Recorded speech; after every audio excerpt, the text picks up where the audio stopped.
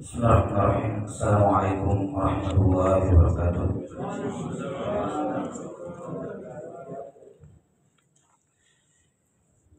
Alhamdulillahirabbil alamin. Wa bihi nasta'inu ala umuri dunya wad din. Asyhadu an la ilaha illallah wahdahu la syarika lah, ilahul awwalin wal akhirin. Wa asyhadu anna Muhammadan 'abduhu wa rasuluhu al-mab'uts rahmatan lil alamin. Allahumma salli wa sallim ala 'abdika wa rasulika sayyidina wa nabiyyina Muhammadin wa ala alihi wa sahbihi ajma'in. Qala Allah ta'ala ya ayyuhalladzina amanu taqullaha haqqa tuqatih wa la tamutunna illa wa antum muslimun. Amma ba'd. Baik, alhamdulillah kembali kita lanjutkan penjelasan dari kitab Al-Jami' dari kitab Bulughul Maram karya Al-Hafidz Ahmad bin Ali bin Hajar Al-Asqalani rahimahullah yang wafat tahun 625 Hijriah. Terakhir sudah masuk dalam adab terkait dengan pakaian, di mana yang dimaksud dengan pakaian di sini adalah semua yang melekat pada tubuh manusia dari rambut sampai kepala, dari kepala sampai kaki. Ya, di mana secara umum adab Islam dalam berpakaian itu simpel. Adab berpakaian dalam Islam itu simpel, yaitu jangan menampakkan aurat dan jangan berlebihan. Itu saja. Jangan menampakkan aurat dan jangan berlebihan. Ini aturan mendasar dalam berpakaian dalam Islam.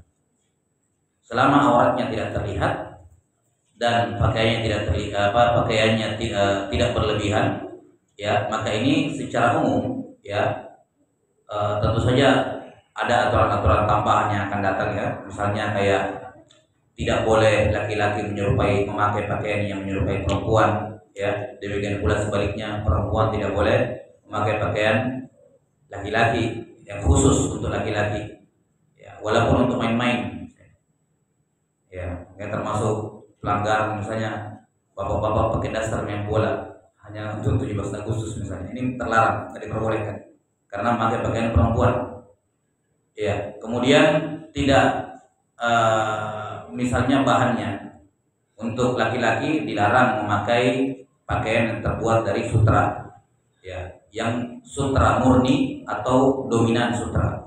Ini tidak boleh bagi laki-laki untuk memakainya. Dan aturan-aturan lain yang disebutkan terperinci dalam hadis-hadis.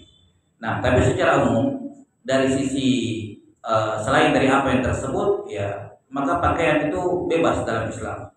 Ya, yang penting tidak menampakkan aurat dan tidak berlebihan, tidak memakai pakaian yang khusus untuk lawan jenis dan seterusnya. Karena itulah dalam Islam tidak ada pola pakaian tertentu, model tertentu yang yang bisa dikatakan sebagai pakaian yang sesuai syariat Islam. Ya. Karena itulah Nabi Muhammad SAW berpakaian seperti pakaian kaumnya. Ya. Jelas ya? Pakai gamis, pakai jubah, pakai sorban, itu pakaiannya orang Arab, bukan pakaian Islami.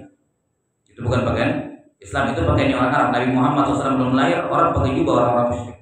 Orang musyrik pakai jubah, pakai imamah, pakai apa lagi, ya, seterusnya. Jadi ini pakaian Arab, kalau kita bilang pakaian bangsa Arab. Kebetulan karena Nabi SAW orang Arab, ya dia pakai itu. Seandainya beliau mungkin lahir, seandainya misalnya pakaian di bangsa Arab ketika itu bukan itu, misalnya pakai koko sama sarung, pasti beliau juga pakai koko dan sarung. Ya, karena salah satu aturan adalah seorang dalam berpakaian tidak boleh memakai libas syuhra, pakaian yang membuat dia berbeda dari orang lain. Gak boleh lain-lain sendiri pakaiannya, masyarakatnya pakai ini, dia pakai itu tidak boleh. Ya, dan ini merupakan sunnah Nabi SAW bahwa seorang berpakaian sesuai dengan penduduk, sesuai dengan pakaian kaumnya. Ya. Tapi kemudian di sini terkait dengan pakaian, di sini umum, ya, mulai dari kepala sampai kaki. Di sini disebutkan adab terkait dengan sendal. Ya, terkait dengan sendal. Nanti akan disebutkan adab terkait dengan baju atasan sama bawahan. Nah, sudah disebutkan kemarin satu hadis terkait dengan masalah sendal ini, dan ini bagian dari saub, bagian dari pakaian sebenarnya karena dipakai di kaki, ya. Terkait dengan sunnahnya ketika memakai sendal atau sepatu, disunnahkan kaki kanan terlebih dahulu yang memakai dan ketika akan dilepaskan disunnahkan yang kiri dulu lebih duluan dilepas. Ya. Demikian pula kalau memakai baju yang 2 lubang tangannya yang harus satu-satu susah kalau langsung bersamaan, maka sunnahnya ketika dipakai yang kanan dulu baru yang kiri, kalau dilepas yang kiri dulu baru yang kanan. Baik. Kemudian sunnah berikutnya atau hadis berikutnya, wa anhu radhiyallahu anhu, ini kayaknya dari hadis Abu Hurairah ya, dari kemarin, bukan dari hadis Ali bin Abi Thalib. Nah, dari Abu Hurairah radhiyallahu taala anhu beliau berkata, qala Rasulullah sallallahu alaihi wasallam. Rasulullah SAW bersabda, la yamshi ahadukum fi na'lin wahidah wal yun'ilhuma jami'an aw liyakhla'huma jami'an. Muttafaqun alaihima. Ini hadis sebelumnya dan hadis ini riwayat Bukhari dan Muslim. Nabi SAW bersabda, jangan seorang berjalan dengan menggunakan satu sendal. Ya. Opsinya cuma 2, kamu lepas, pakai dua-duanya atau lepas dua-duanya. Jangan kaki kanan pakai sendal, kaki kiri tidak, atau sebaliknya. Ini hadis riwayat Bukhari dan Muslim. Dalam riwayat lain disebutkan, idzan qata'a shis'a ahadikum fala yamshi fil ukhra hatta yuslihaha. Kalau tali sendal seseorang itu putus, maka jangan dia pakai sendal yang satunya sampai dia perbaiki yang putus itu. Ya. Nah, dalam riwayat lain, wala yamshi fi khuffin wahidah, jangan dia berjalan dengan menggunakan satu sepatu. Ya.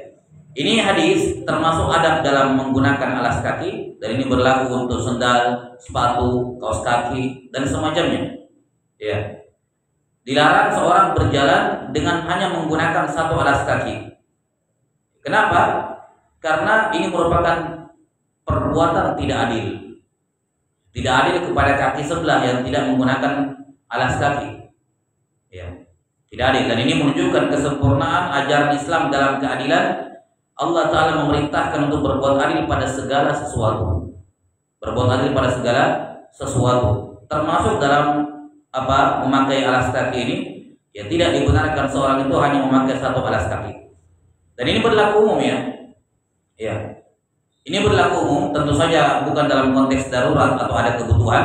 Ini dalam kondisi lapang, tidak diperbolehkan seorang itu hanya menggunakan satu alas kaki untuk berjalan walaupun cuma beberapa langkah. Misalnya pas keluar masjid, ya sholat Jumat, sendalnya terpisah, satu di sini satu di sana. Ya. Lantas dia pakai dulu yang kanan, baru dia jalan pergi ambil kakinya sendalnya yang sebelah kiri. Ini dilarang. Ya. Jadi caranya ya jangan dipakai dulu yang satu, diangkat sampai ke sana, dan dari sana baru dipakai.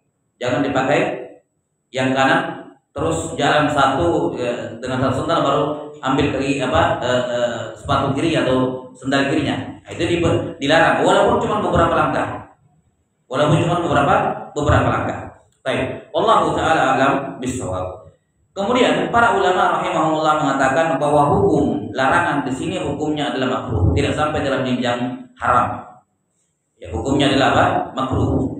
Dan sekali lagi kita perlu ingatkan, ketika kita mengatakan hukumnya makruh, jangan yang dipandang tidak berdosa kalau dilakukan. Ya. Tapi yang perlu dipandang kalau makruh itu Allah larang. Makruh itu sama seperti haram, sama-sama dilarang. Bedanya kalau haram itu larangannya bersifat mengharuskan. Tapi kalau makruh larangannya tidak bersifat mengharuskan. Tapi intinya sama-sama Allah larang. Sama-sama Rasulullah SAW larang. Dan semua yang dilarang pasti mendatangkan bahaya, mudarat di dunia maupun di akhirat, cepat atau lambat, banyak ataupun sedikit. Pasti Pasti ada bahayanya, mudaratnya. Maka jangan memandang itu makruh sehingga boleh dilanggar, tidak berdosa kalau dilakukan, tapi pandanglah bahwa itu Allah larang. Terserah Allah larang dengan perintah, walaupun itu tidak bersifat mengharuskan, tapi Allah larang, yang jelas dilarang. Ya. Dan tidaklah satu perbuatan dilarang oleh Allah Ta'ala kecuali ada mudarat di situ, ada bahaya di situ. Nah, maka hendaknya seorang muslim menjauhi hal-hal yang makruh. Dan meremehkan amalan yang makruh hanya gara-gara itu makruh, itu jadinya haram. Ya, meremehkan hukum-hukum Islam walaupun hukumnya makruh, itu jadinya apa? Haram, karena meremehkan agama. Maka kalaupun dia misalnya melakukannya ya bukan dalam konteks meremehkan. Ya, wallahu taala alam bisawab. Kemudian di sini pelarangan ini tentu saja kecuali kalau tidak ada uzur, kecuali kalau ada uzur. Kalau ada uzur ya tidak ada masalah. Ya, kalau ada uzur tidak ada masalah. Tapi kalau tidak ada uzur maka tidak diperbolehkan. Saya hilang sendalnya di masjid, dapat sendal satu pulang. Enggak boleh. Ya, sekalian dilepas dua-duanya atau dipakai dua-duanya kata Nabi Shallallahu Alaihi Wasallam. Baik, saya kira ini selesai terkait dengan adab memakai sendal. Dan mimbabil faidah, sendalnya Nabi Muhammad SAW itu memiliki dua tali. Memiliki dua tali.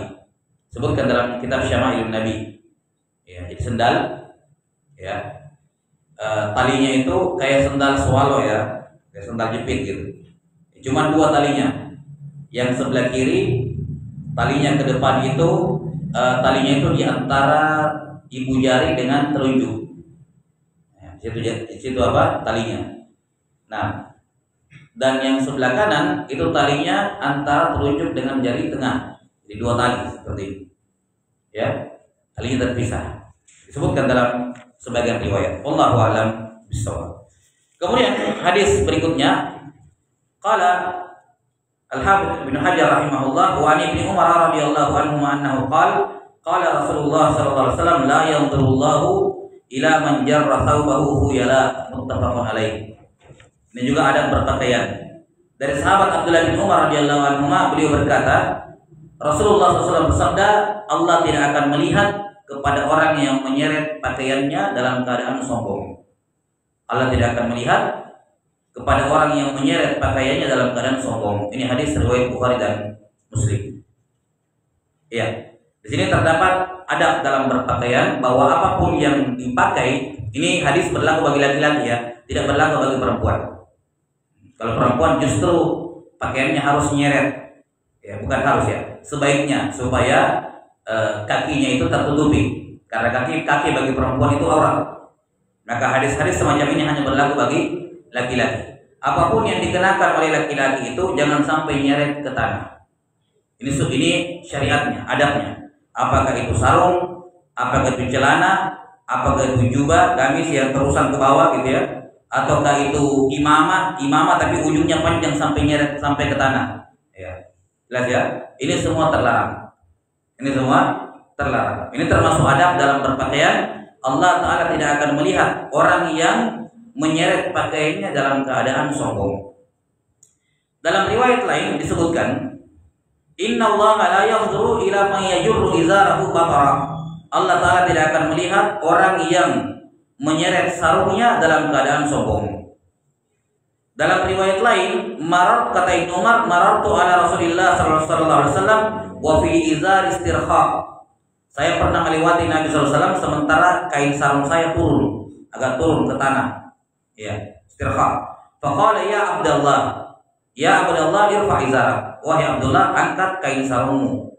Farafa'tu, saya angkat. Summa qala zid, tambah lagi, naikkan lagi. Fazidtu, maka saya pun menaikkan kain sarung saya. Fama ziltu ataharraha ba'du, maka sejak saat itu saya jaga terus kain sarung saya tidak lewat dari itu, yang sesuai dengan Nabi SAW kasih batas. Ya. Faqala ba'dul qaum ain, maka sebagian muridnya Ibnu Umar bertanya, sampai mana Nabi SAW kasih batas? Qala ansafis saqain, sampai pertengahan betis. Baik.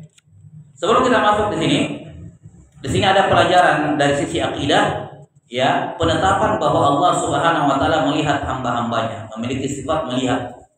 Bahwa pada hari kiamat Allah Ta'ala akan melihat hamba-hambanya semuanya secara langsung, ya. Yang mana pandangan Allah Subhanahu wa taala kepada hamba-hambanya ada dua jenis. Ada pandangan rahmat dan ada pandangan azab. Ada pandangan rahmat, ada pandangan azab. Pandangan rahmat itu kalau Allah memandang orang-orang beriman, itu nikmat bagi orang beriman dilihat oleh Allah. Itu kenikmatan luar biasa ketika mereka dipandang oleh Allah. Sementara orang-orang kafir juga dilihat oleh Allah, tapi itu merupakan siksaan bagi mereka. Siksaan bagi mereka. Jelas ya? Kayak misalnya ada korban begal misalnya, ya, lagi berantem tengah jalan, tiba-tiba datang polisi. Ya, dua-duanya lihat polisi, kan beda cara lihatnya. Ya, yang begalnya lihat polisi takut, yang korbannya lihat polisi kan senang. Nah, kurang lebih seperti itu. Nah, Allah Taala alam bisawab. Nah, di sini dikatakan Allah tidak melihat. Maksudnya Allah tidak melihat di sini orang yang menyeret pakaiannya dalam keadaan sombong. Maksudnya Allah tidak melihat dia dengan pandangan rahmat. Tetap dilihat, tapi dengan pandangan azab. Ya, yang sifatnya menyiksa. Baik, wallahu a'lam bishawab. Terkait dengan hukum yang tersebut di sini, ya, bahwa Allah Ta'ala tidak akan melihat dengan pandangan rahmat orang yang menyeret pakaiannya dalam keadaan sombong. Ya. Hadis ini menunjukkan larangan isbal. Apa itu isbal? Isbal adalah pakaian, ini sekali lagi hadisnya berlaku bagi laki-laki, tidak berlaku bagi perempuan. Ya, yaitu ketika seorang berpakaian dan ujung pakaiannya melewati mata kakinya. Melewati apa? Mata kakinya. Itu namanya apa? Isbal. Baik. Apa hukum isbal dalam syariat Islam? Para ulama berbeda pendapat dalam masalah ini, dan pendapat kebanyakan ulama, pendapat mayoritas ulama merupakan pendapat Syafi'iyah, pendapat Hanabilah, dan juga para ulama yang lain mengatakan bahwa hukum isbal ini tergantung, terbagi dua hukumnya. Kalau dia isbal menurunkan kainnya melewati mata kaki karena sombong, maka hukumnya haram. Hukumnya haram. Tapi kalau tidak karena sombong, maka hukumnya makruh. Dan ini disebutkan oleh Imam Nawawi rahimahullah dalam Riyadhus Shalihin. Ya, beliau buat bab khusus dalam Riyadhus Shalihin dalam bab tentang berpakaian akan apa? Haramnya menurunkan kain di bawah mata kaki kalau dilakukan dalam keadaan sombong, dan makruh kalau tidak dalam keadaan sombong. Nah, kenapa? Karena di sini jelas ilatnya ya. Kata Nabi SAW, Allah tidak melihat orang yang menyeret pakaiannya khuyala dalam keadaan sombong. Ini hal. Jadi Allah tidak melihat kepada orang yang menyeret pakaiannya dalam keadaan dia sombong. Dalam riwayat lain, bataran, sombong. Ya, ini juga bahasa lainnya, bataran, ini juga apa? Sombong. Maka hadis-hadis ini mentakid. Mentakid itu memberikan pembatasan pada hadis-hadis yang global, hadis-hadis yang mutlak. Misalnya, ma asfala minal ka'baini minal izar fa huwa finnar. Ya, semua kain yang berada di bawah mata kaki itu di neraka. Ini tidak bisa dipahami secara mutlak. Pokoknya secara mutlak, pokoknya lewat mata kaki haram. Enggak. Kenapa? Karena di hadis ini disebutkan secara mutlak, semua yang lewati mata kaki di neraka. Nah, tapi kemutlakan ini dibatasi oleh hadis yang lain, termasuk hadis ini, yaitu apa? Dalam keadaan apa? Dalam keadaan sombong. Itu yang hukumnya haram, itu yang hukumnya neraka. Kalau dia menyeret kainnya melewati mata kakinya dalam keadaan sombong. Adapun kalau tidak sombong, maka hukumnya makruh. Ya, hukumnya apa? Makruh dan tidak sampai dalam jenjang haram. Jelas sampai ini? Tidak sampai dalam jenjang haram. Karena itulah bukan perkara yang diharamkan dan bukan perkara yang merupakan kefasikan. Kalau seorang misalnya memakai pakaian, celana, sarung lewat mata kaki, yang penting tidak sombong. Yang penting tidak sombong, maka ini hukumnya makruh dan tidak sampai dalam jenjang haram berdasarkan hadis-hadis ini. Baik, wallahu taala alam bishawab. Ini sama seperti ketika Allah Taala atau dalam hadis-hadis disebutkan terkait dengan kafarat membebaskan budak. Misalnya orang yang berhubungan suami istri di siang hari Ramadan membatalkan puasanya, ada apa? Kafaratnya. Apa kafaratnya? Membebaskan budak. Apalagi sumpah, bersumpah terus dia langgar sumpahnya, nazar, ya, baru dia langgar nazarnya, membebaskan apa? Budak. Itu mutlak membebaskan budak. Tapi kata para ulama, hadis ini mutlak dibawa kepada yang muqayyad, yang memberikan sifat pembatasan yang tersebut dalam Al-Quran, wa tahriru raqabatin mu'minah, hendaknya membebaskan budak yang muslim. Nah, karena itulah para ulama mengatakan semua kafarat yang membebaskan budak itu budaknya harus muslim, tidak sah kalau membebaskan budak yang kafir. Ya, padahal di hadis-hadis yang ada itu hanya disebutkan membebaskan budak mutlak begitu. Tapi di ayat Al-Quran diberikan takkid pembatasan, wa tahriru raqabatin mu'minah. Maka kaidahnya dalam usul fikih, dalil-dalil yang mutlak dibawa kepada dalil-dalil yang muqayyad. Dalil yang tidak ada pengikatnya dibawa kepada dalil yang ada pengikatnya. Kenapa? Karena kasusnya sama-sama kafarat. Di sini juga sama. Ada hadis-hadis yang mutlak, pokoknya siapa yang lewat pakainya di bawah mata kaki neraka, haram dan seterusnya. Itu semua mutlak. Tapi di hadis yang lain ada tambahan keterangan kalau sombong kan begitu. Nah, maka di sini para ulama mengatakan hukum haram di sini hanya hukumnya haram kalau dilakukan dalam keadaan sombong. Dan ini juga terjadi pada sahabat Abu Bakar Siddiq radhiyallahu anhu, bahwa beliau pernah didapati oleh Nabi SAW memakai sarung sampai menyeret ke tanah. Ya. Karena kelihatannya dalam hadis beliau agak longgar atau yang semacamnya sehingga kalau berjalan turun. Maka Nabi SAW menegur Abu Bakar Siddiq. Ya, kenapa seperti itu? Kata Abu Bakar, ya Rasulullah, saya istirsal ya, kain sarung saya turun gitu, mungkin longgar atau yang semacamnya. Maka Nabi SAW mengatakan kamu tidak melakukannya karena sombong. Lihat, ini juga dalil dari Nabi SAW. Jadi dikatakan oleh Nabi SAW bahwa Abu Bakar tidak terkena ancaman hukuman tersebut, ancaman neraka dan seterusnya, dikarenakan kata Nabi SAW kamu melakukannya bukan karena sombong. Maka ini taklil dalam hadis lain butuh dipahami. Karena itulah dalam memahami hadis tidak dipahami sendiri-sendiri. Dalam memahami dalil dapat satu hadis langsung dipahami begitu saja. Enggak. Para ulama itu mengumpulkan semua hadis dalam permasalahan, kemudian dilihat ini hadis mutlak, ini hadis muqayyad, ini hadis umum, ini hadis khusus. Ya, ada hadis sahih tapi ternyata terhapus hukumnya oleh hadis yang ini. Karena tidak semua hadis sahih itu diamalkan. Ada hadis sahih yang tidak diamalkan karena hukumnya terhapus hukumnya oleh hadis yang lain dan seterusnya. Nah, maka ini kesimpulan terkait dengan masalah isbal ini, dan isbal ini umum. Apakah misalnya sarung atau celana, ya, atau misalnya jubah, atau misalnya imamah ujungnya sampai ke bawah, ini semua hukumnya haram kalau dilakukan dalam keadaan sombong. Kenapa? Ini perlu dilihat dari sisi sejarahnya. Raja-raja Persia dan Romawi, raja-raja Persia dan Romawi yang membedakan mereka bangsawan dengan rakyat biasa apa dulu? Pakaian, menyeret tanah. Kalau zaman dahulu itu, kalau ada pakaiannya orang menyeret tanah itu orang kaya, bangsawan, dan itu mereka jadikan sebagai pembeda dari rakyat jelata. Mereka sombong, berbangga dengannya. Jelas ya? Berbangga dengannya. Maka keluarlah hadis-hadis semacam ini, bahwa siapa yang menyeret pakaiannya dalam keadaan sombong masuk neraka. Kenapa? Menyerupai siapa? Menyerupai orang-orang sombong itu dari kalangan Persia, Romawi dan orang-orang seperti itu. Ya. Jelas seperti ini. Maka dalam memahami hadis butuh melihat konteksnya. Kenapa Nabi SAW bersabda seperti itu? Apa alasannya kenapa tiba-tiba keluar keterangan seperti itu? Kemudian kita lihat hadis-hadis yang lain kemudian dipadukan, dan inilah yang diamalkan oleh para ulama. Jelas sampai sini? Ya, dan hal yang lumrah. Ya, kalau kita misalnya sekarang di Saudi Arabia, kalau kita lihat ulama-ulama yang jubahnya sampai ke tanah, lewat mata kaki.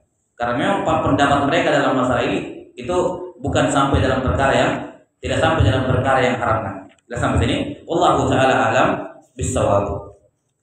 Ya, ini terkait dengan hukum isbal. Jadi khulasah kesimpulan dalam masalah ini bahwa hukum isbal, yakni pakaian, dan perhatikan nanti dikatakan isbal kalau lewat mata kaki ya. Ini betul ditekankan juga, nanti dikatakan isbal, nanti kita bicara hukumnya kalau lewat mata kaki. Adapun kalau menutupi mata kaki tapi tidak lewat, itu tidak masuk isbal. Ya, misalnya ini mata kakinya, pakaiannya cuma setengah, ini tidak isbal, belum melanggar ini. Makruh juga tidak. Belajar, ini mata kaki, kainnya cuma setengahnya, masih ada setengah mata kaki di bawah yang belum tertutup. Ini bahkan makruh saja tidak, karena belum masuk dalam definisi isbal. Atau misalnya pas mentok di sini, tertutup semua mata kaki, tapi tidak lewat, gitu, tidak lewat, pas mata kaki paling bawah. Ini juga tidak masuk dalam definisi isbal, karena yang dimaksud isbal kalau lewat mata kaki. Paham sampai sini? Jadi selama belum lewat mata kaki, hukumnya mubah, tidak ada masalah. Ya, tidak juga makruh, tidak juga makruh. Jelas sampai sini? Nanti lewat mata kaki barulah berlaku hukum ini. Kalau dia sombong haram, kalau tidak sombong makruh. Jelas sampai sini? Wallahu taala alam bissawab. Kemudian di hadis ini, di riwayat lain dari hadis Ibnu Umar disebutkan bahwa Nabi SAW meminta, menyarankan Ibnu Umar kalau dia pakai sarung sampai ke pertengahan betis. Dan ini juga waris dalam riwayat lain, izarul mu'min ila nisfi sa'. Sarungnya seorang muslim itu sampai ke pertengahan betis. Ya, kata para ulama ini berlaku untuk sarung. Berlaku untuk sarung. Adapun kalau dia pakai celana, maka mengikuti kebiasaan di negerinya. Ya. Kalau misalnya di negerinya celananya sampai mata kaki, ya, atau menutupi mata kaki tapi nggak lewat, ya itu yang diikuti. Bukan pakai celana juga sampai ke pertengahan betis, enggak. Jadi pertengahan betis itu berlaku untuk apa? Kain sarung. Sebagaimana yang tersebut dalam riwayat-riwayat ini. Allahu ta'ala alam bis-shawab.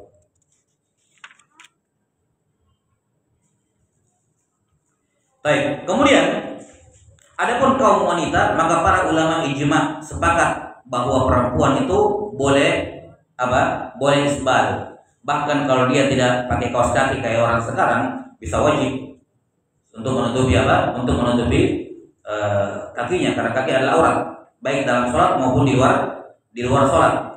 Nah, kalau dia pakai kaos kaki misalnya, maka itu sudah menutupi, walaupun makruhnya bukan gara-gara itu, karena kaos kaki kan ketat. Itu kayak orang pakai pakaian ketat, cuma kebetulan di kaki, ya. Maka hukumnya makruh.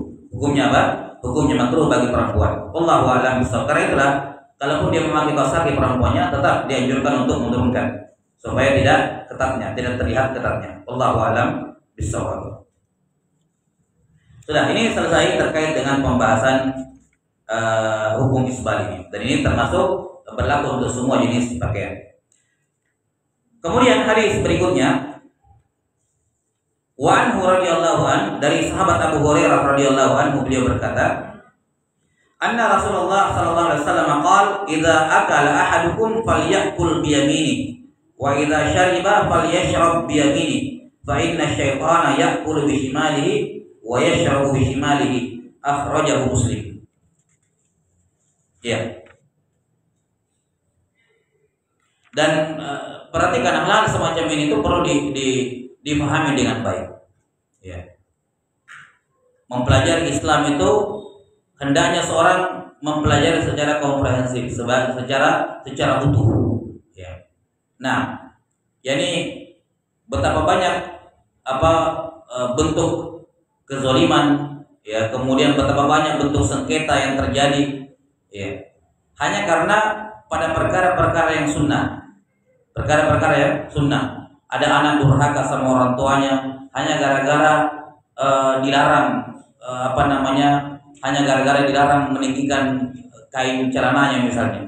Terus dia membentak orang tuanya ataupun marah kepadanya. Ini jelas merupakan tindakan yang tidak dibenarkan.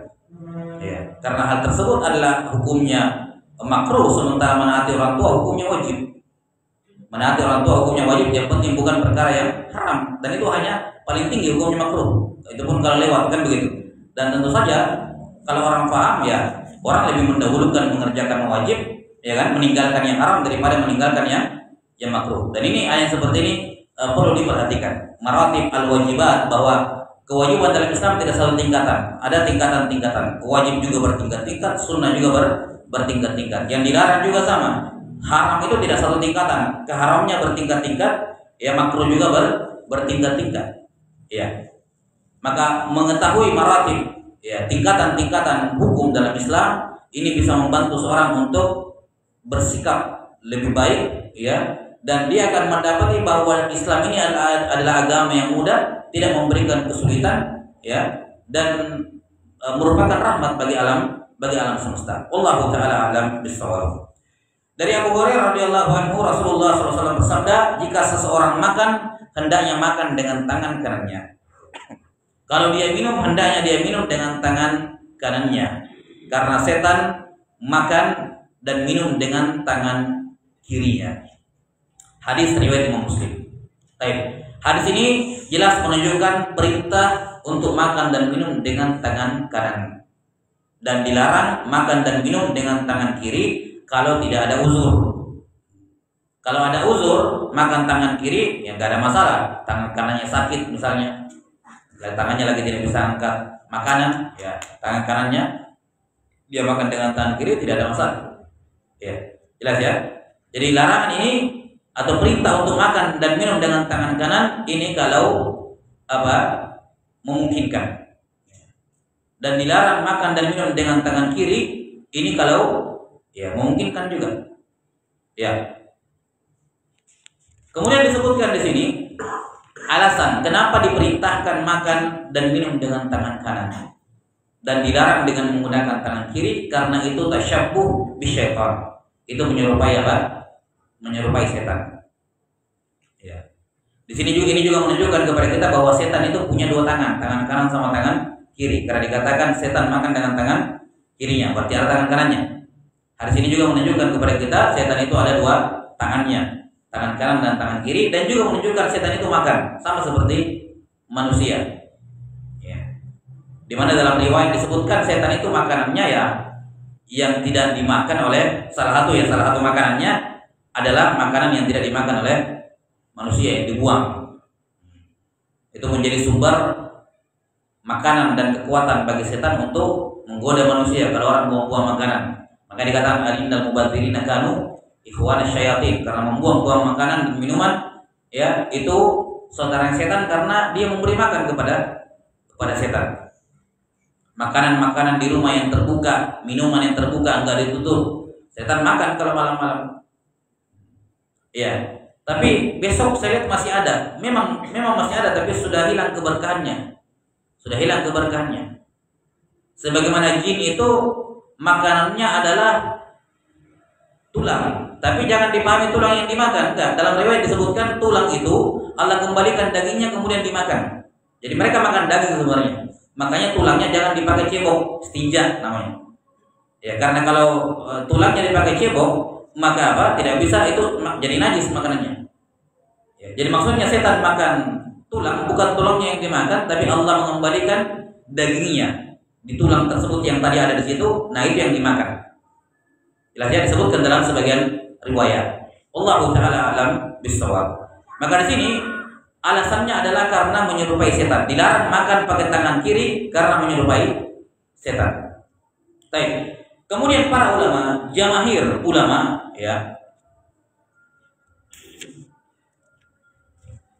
jumhur ulama mengatakan bahwasanya perintah makan dengan tangan kanan ini hukumnya sunnah, karena ini perintah adab. Dan makan dengan tangan kiri hukumnya makruh, tidak sampai dalam jenjang haram. Jelas ya, tidak sampai dalam jenjang haram. Hukumnya makan dengan tangan kiri makruh, makan dengan tangan kanan sunnah. Kalau ada yang bertanya, bukannya dulu ada orang di zaman Nabi SAW disuruh makan pakai tangan kanan oleh Nabi? Ya, dia makan dengan tangan kiri. Terus beliau bersabda, ya fulan kul biyaminik, wahai fulan makan dengan tangan kananmu. Katanya lastaqatu, ya Rasulullah saya tidak mampu. Ya, saya tidak mampu. Ya, padahal dia mampu, cuma sombong saja, tidak mau makan pakai tangan kanan, sombong. Maka Nabi SAW mengatakan, ma mana'ahu illa lastaqata. Semoga engkau tidak mampu. Maka seketika itu juga tangannya dia lumpuh, tidak bisa dia gerakkan. Hadis ini tidak menunjukkan wajibnya menggunakan tangan kanan, karena orang ini dihukum bukan gara-gara makan dengan tangan kiri. Dia dihukum karena apa? Karena sombong. Disebutkan alasannya dari hadis tersebut. Ma mana'ahu illal kibar, dan sombong hukumnya haram. Dia dihukum gara-gara yang haram, bukan dihukum karena yang makruh. Jelas ya? Nah, kemudian kalau ada yang mengatakan bukannya di sini setan dikatakan setan makan dengan tangan kiri. Betul, menyerupai setan dilarang, tapi tidak semuanya haram. Ada juga menyerupai setan yang hukumnya makruh. Misalnya apa? Seperti tidak tidur siang. Kata Nabi SAW, qilu fa inna syaitan la taqilu. Tidur sianglah kalian karena setan tidak tidur siang. Apakah dikatakan berarti tidur siang wajib supaya tidak menyerupai setan? Kan tidak ada yang berpendapat seperti itu. Makanya orang yang tidak tidur siang menyerupai setan. Cuma tidak dikatakan makruh. Tidak dikatakan haram. Karena tidak semua penyerupaan dengan setan itu hukumnya apa? Hukumnya haram. Jelas sampai sini?